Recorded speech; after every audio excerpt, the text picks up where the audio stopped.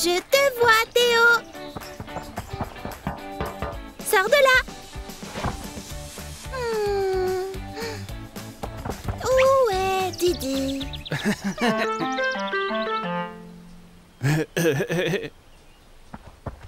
Hein? Il n'est pas là. Peut-être qu'il est... Ils prennent beaucoup de temps. Ah! Didi! Ce n'est pas Didi. Ah non? Didi est devenu tellement rouge au soleil que ses amis ne l'ont même pas reconnu. Théo, c'est Didi. Il est juste malade. Ouf. D'accord. Je suis juste malade. Quoi? Je suis malade? Je pense que oui, mais ne t'inquiète pas, Didi. Allons voir le docteur Wolf pour savoir ce qui ne va pas. Mais je ne veux pas. Je vais vous attendre ici. N'aie pas peur. Le docteur Wolf est gentil. Bonjour, docteur Wolf. Didi est malade. Il est tout rouge. Bonjour les enfants. Alors voyons ce qu'il se passe. Didi, assieds-toi. Ouvre et dis « Ah ». Hein? Très bien. Attendez une seconde. Je reviens tout de suite. Ah!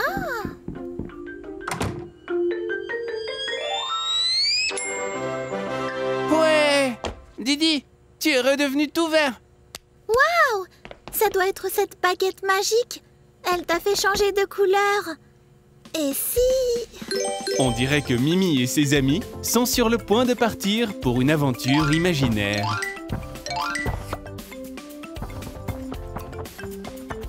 Essayons un peu.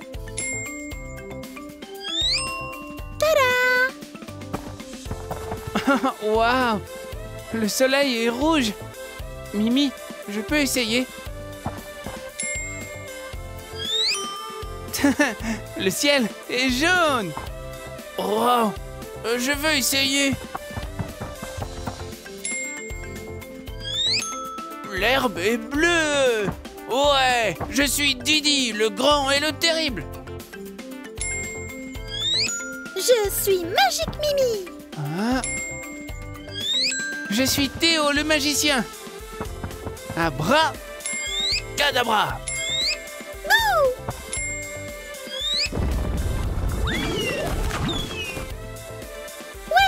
Ouais, c'est de la magie. Hein?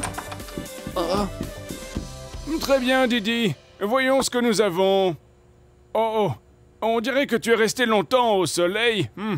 Prends un peu d'eau. Docteur Wolf, cette baguette magique a fait passer Didi du rouge au vert. Mimi, ce n'est pas une baguette magique. C'est un thermomètre. Je l'utilise pour m'aider à déterminer si quelqu'un est malade ou non.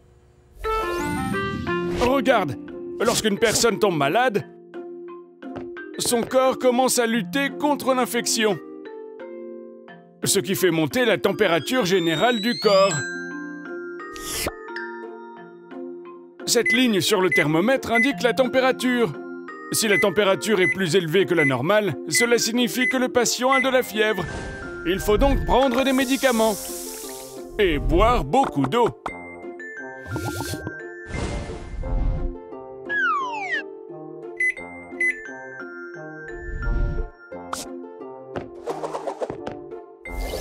Mais la température de Didi est normale. Il est rouge parce qu'il s'est trop exposé au soleil.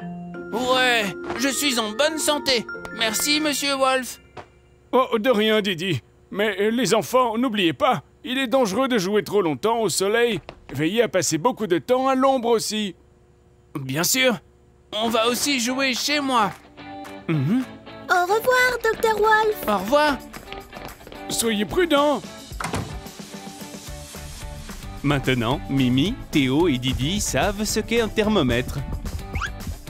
Même si ça n'est pas une baguette magique, ils ont quand même passé une journée magique.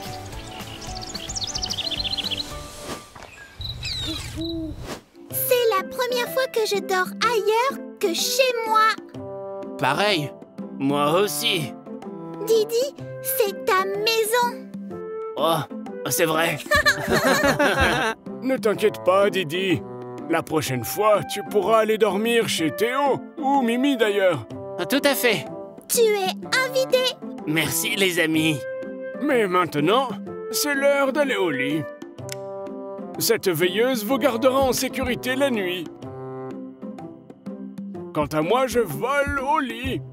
Waouh! Qu'est-ce que c'était, ça? La lumière a éclairci le mur. Oh, un oiseau vit dans l'appartement voisin. Nous venons de le voir. Mimi adore utiliser son imagination. Ses amis sont toujours heureux de jouer le jeu. Mais il n'y a pas d'oiseau qui vit à côté. Oh, je sais. Peut-être que cet oiseau vit au bout du rayon de lumière. Il voulait juste nous dire bonjour. Bonjour, oiseau. Ravi de te rencontrer. As-tu des amis? Mais bien sûr que oui. Ils jouent ensemble, regarde. Ils sont comme nous alors. Nous devrions les inviter à la prochaine soirée pyjama. Ouais. Les enfants avaient une conversation tellement amusante qu'ils n'ont même pas remarqué que grand-père revenait dans la pièce. Pourquoi êtes-vous en train de parler au lieu de dormir? On s'est fait des amis. Ils étaient 3 ici. Ils vivent un peu partout là-bas. Mais ils se sont envolés. Ils doivent être timides. Des amis, hein, qui vivent tout là-bas, c'est ça? Ils se sont envolés. Oh, je vois. Est-ce qu'ils ressemblaient à ça? Oui, c'est un oiseau. Où sont les 2 autres? Grand-père était tellement en train de s'amuser que Mimi a remarqué ce qu'il faisait. Attends, grand-père D. Est-ce que tu es en train de faire nos amis avec tes mains? Oh, oui, c'est vrai, Didi. Bien vu. Et comment est-ce que tu fais ça? Nous utilisons une ombre. Une ombre? C'est quoi une ombre, dis-moi? Les ombres sont le résultat de sources de lumière. Pouvez-vous nous en citer quelques-unes? Le soleil. Les ampoules. Une bougie? Oui, vous avez compris. Vous voyez, les enfants, vous êtes si intelligents. Donc les rayons de lumière peuvent se déplacer jusqu'à ce qu'ils se heurtent à quelque chose sur leur chemin. Cool.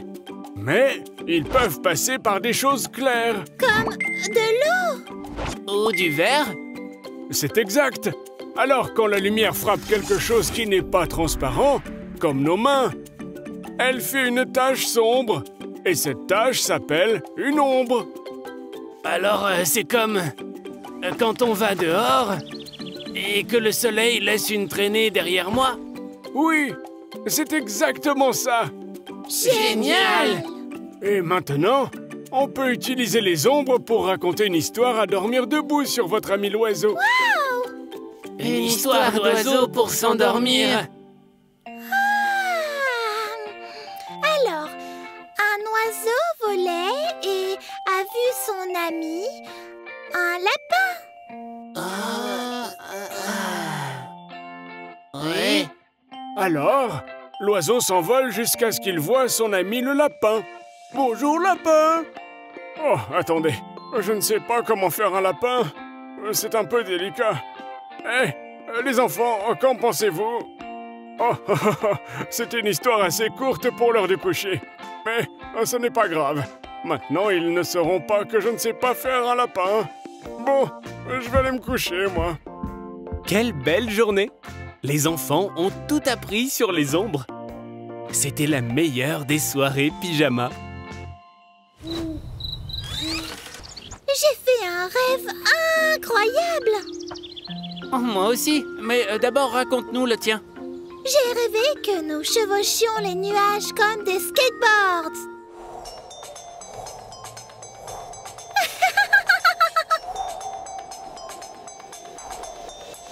De quoi as-tu rêvé, Théo? Dans mon rêve, nous étions tous des oiseaux.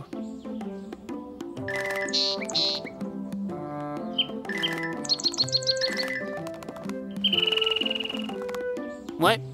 Didi, de quoi tu as rêvé, toi? Oh. Qu'est-ce qui ne va pas, Didi? Oh, vous avez fait des rêves géniaux. Moi, je n'ai rêvé de rien du tout. Oh. Où est-ce qu'il est allé? Je pense que je sais. Un voleur de rêve l'a volé.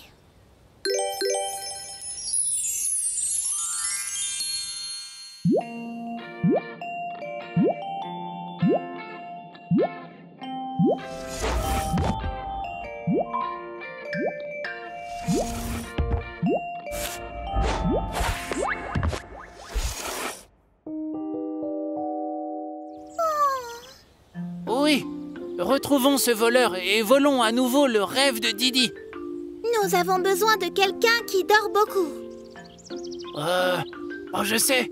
Mon grand-père, il dort toujours. Oui! Ah. Allons donc chez Didi.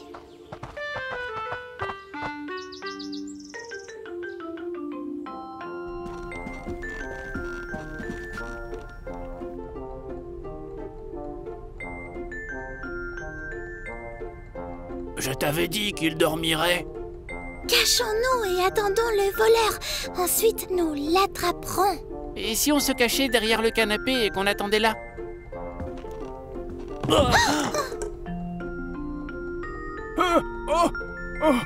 Oh, qu'est-ce qui se passe? Grand-père, c'est nous. Oh, bonjour les enfants. Qu'est-ce que vous faites ici? Didi n'a pas fait de rêve la nuit dernière. Et on pense qu'un voleur de rêve lui a volé son rêve. Et on allait essayer de l'attraper. S'il essayait de voler ton rêve aussi. Mais on t'a accidentellement réveillé. Oh, un voleur de rêve, c'est ça? Oh, vous les enfants, vous êtes si créatifs. J'aime beaucoup vos pensées. Mais les voleurs de rêve, ça n'existe pas, vous savez. Alors, où est mon rêve? Vous êtes au bon endroit. J'adore dormir. Tu dors beaucoup, grand-père. Le sommeil est une partie très importante de notre vie. Dormir donne de la force. Ainsi, tu peux jouer à nouveau le lendemain. Oui, c'est vrai, Théo. Et tu grandis aussi dans ton sommeil. Je me demandais pourquoi je n'avais pas remarqué que je grandissais. Je suppose que c'est parce que je dors. Excellent travail, Mimi. Il existe plusieurs stades de sommeil, comme le sommeil profond et le sommeil paradoxal. Au cours de la nuit, tu passes par chaque étape, plusieurs fois. Pendant le sommeil paradoxal, nous faisons toutes sortes de rêves passionnants. Waouh! Donc, Mimi et moi, on était en sommeil paradoxal, c'est ça?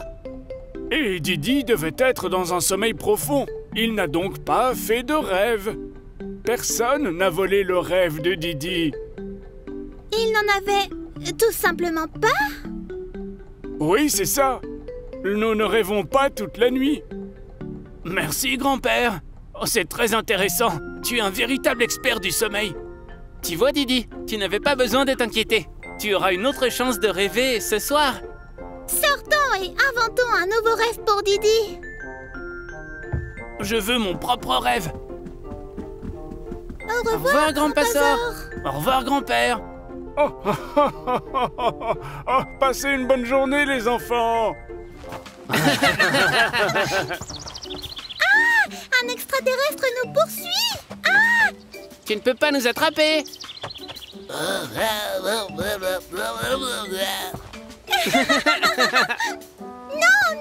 pas moi.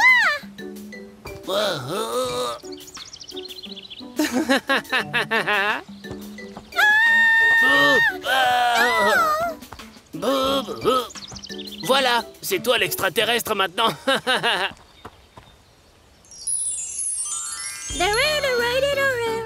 Ah!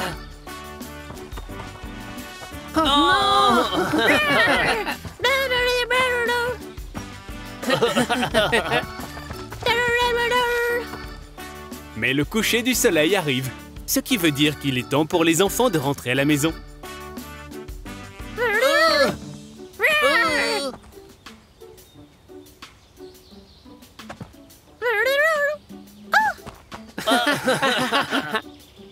Maman, est-ce que je peux jouer encore? Non, désolée ma chérie, il se fait tard. Mais maman! Théo, rentre à la maison. Didi, rentre donc à la maison. D'accord.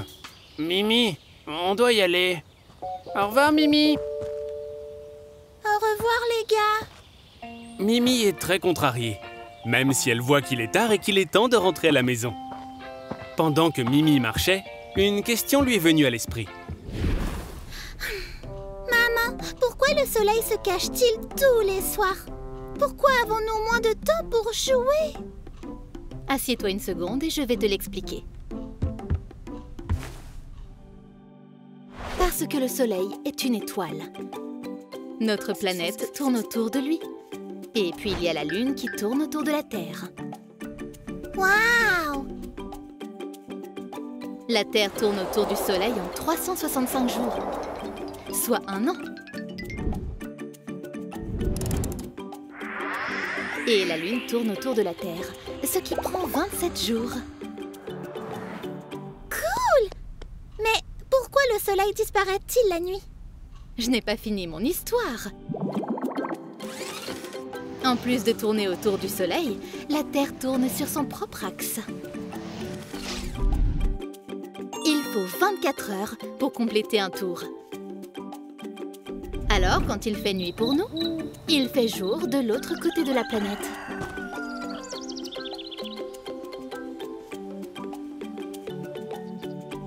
Waouh! C'est intéressant! Merci maman! Maintenant j'ai compris.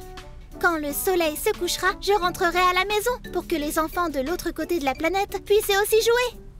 Merveilleux, Mimi. Pour l'instant, on va dîner, puis tu pourras aller dormir. D'accord.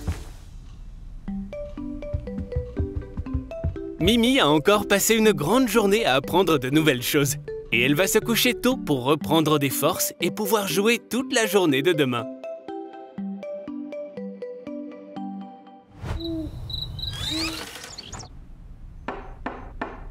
Mimi, réveille-toi.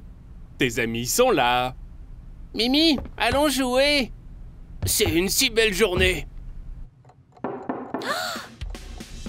J'arrive tout de suite!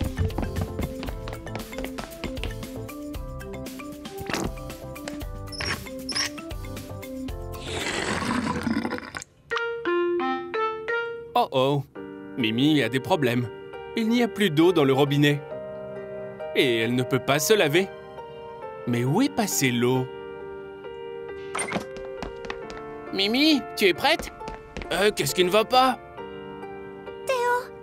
Didi, je crois que nous n'avons plus d'eau. C'est vraiment bizarre. Où est-ce qu'elle est passée? Peut-être que tu n'as pas fermé le robinet hier et que toute l'eau s'est écoulée? Est-ce que tu as entendu des bruits forts la nuit dernière? Peut-être qu'un géant est venu et a bu toute l'eau. Oh wow!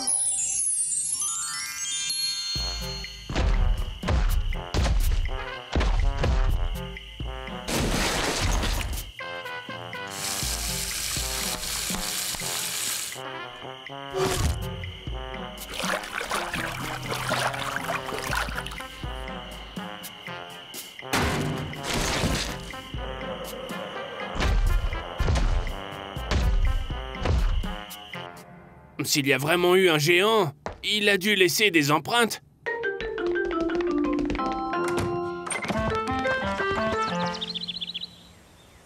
Je ne vois pas d'empreintes. Oh!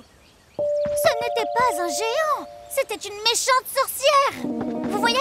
Elle a volé ici sur son balai et a jeté une malédiction sur notre robinet! Méchante sorcière! Nous allons récupérer notre eau.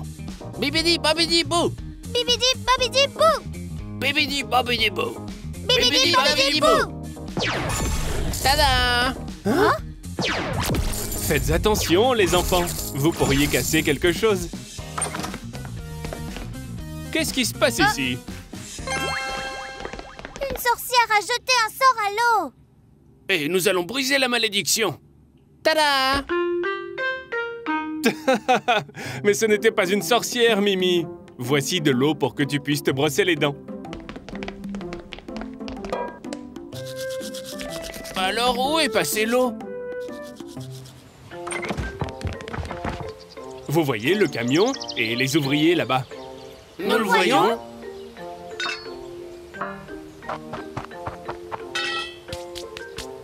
Eh bien, ce matin, ils changent la vieille plomberie, alors ils ont coupé l'eau.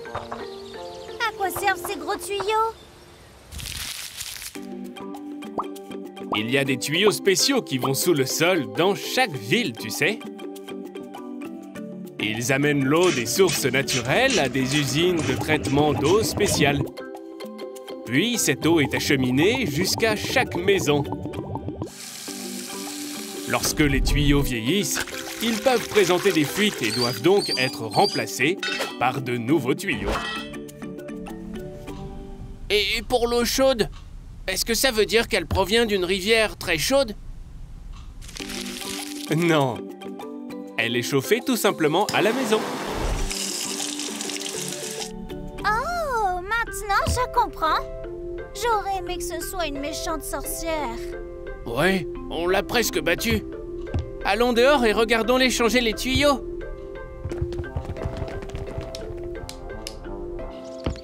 Aujourd'hui, Mimi, Didi et Théo ont appris d'où vient l'eau du robinet. C'est un peu triste qu'il n'y ait pas eu de sorcière après tout. Mimi, Théo, Didi, venez ici, il va pleuvoir. On va courir. Je me demande comment elle sait qu'il va pleuvoir. Dépêchez-vous! Et voilà.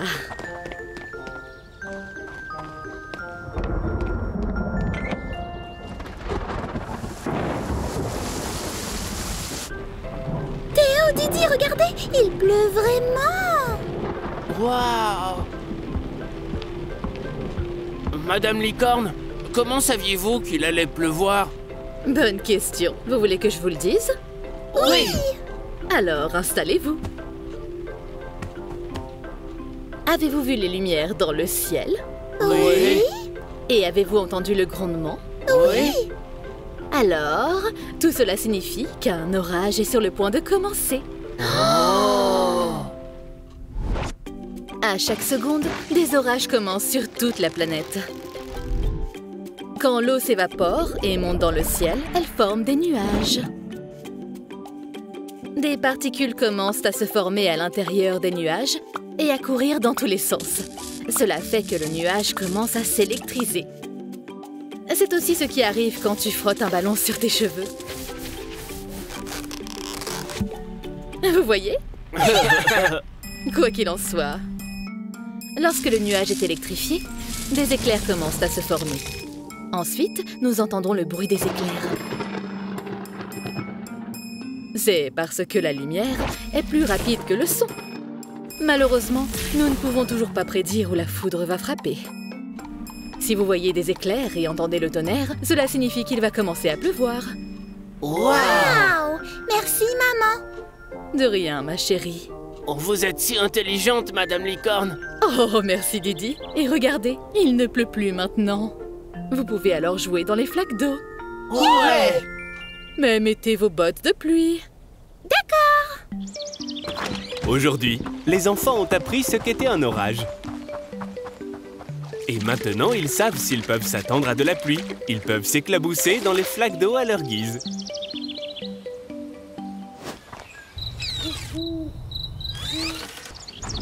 Aujourd'hui, Mimi et sa maman sont venus à la ferme de Monsieur Oink.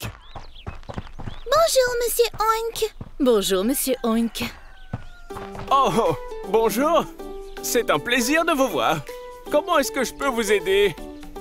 Nous voulons planter des fleurs dans notre jardin. Mimi a promis de m'aider. J'adore aider ma mère. Je pense que j'ai ce qu'il vous faut. Il va nous apporter des fleurs. Et voilà! Le meilleur du meilleur! Mes plus belles graines! Non, nous avons besoin de fleurs, pas de graines. Mimi, Monsieur Oink sait de quoi il parle, voyons. Les graines deviennent des fleurs. Je vais te montrer à la maison. On va dire merci à Monsieur Oink. Les graines deviennent des fleurs. Voilà qui est intéressant. Merci, Monsieur Oink. Bye bye. Passez une bonne journée. C'était drôle. Mimi et sa mère sont directement rentrés à la maison. Théo et Didi les attendaient devant la porte. Vous êtes déjà là. Bonjour les enfants.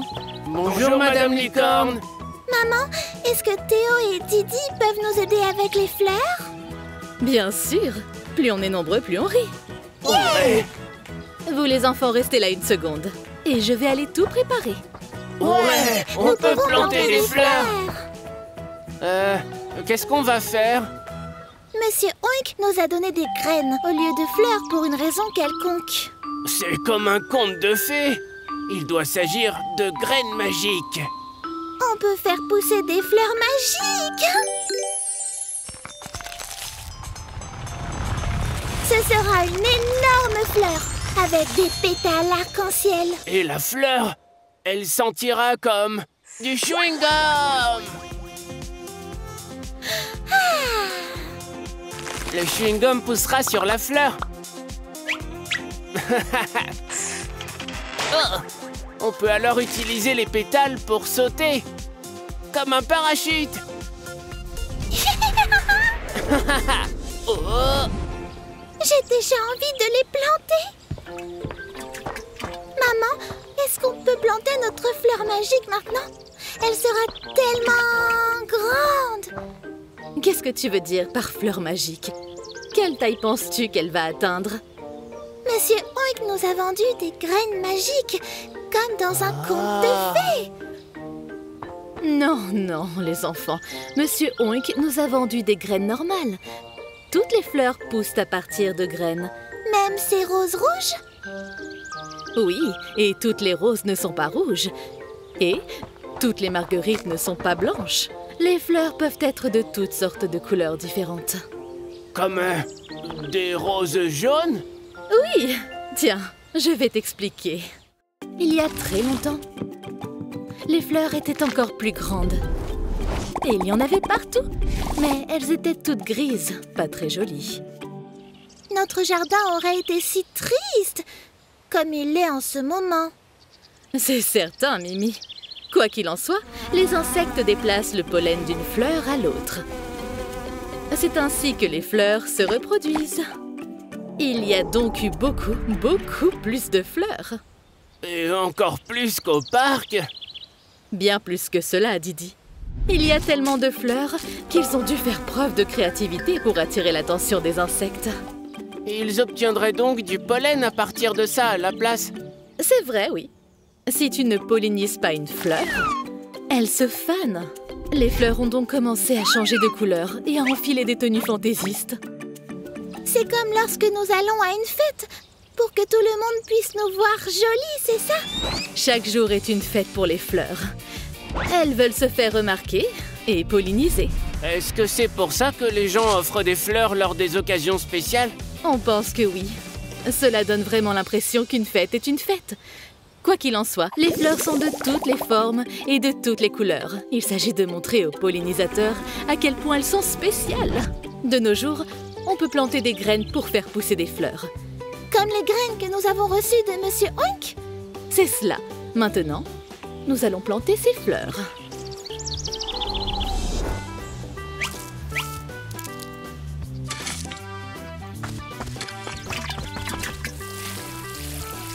Notre fleur sera-t-elle rouge ou jaune? Combien de temps est-ce qu'on doit attendre? 10 minutes? 15? Et ça va sentir quoi? Vous allez devoir faire preuve de patience. Il faut prendre soin des graines tous les jours. Et un jour, vous vous réveillerez et vous verrez la fleur. Et vous aurez alors les réponses à toutes vos questions. Nous en prendrons grand soin. Aujourd'hui, les enfants ont tout appris sur les raisons pour lesquelles les fleurs ont des couleurs différentes. Et bientôt, ils auront leurs propres fleurs magiques.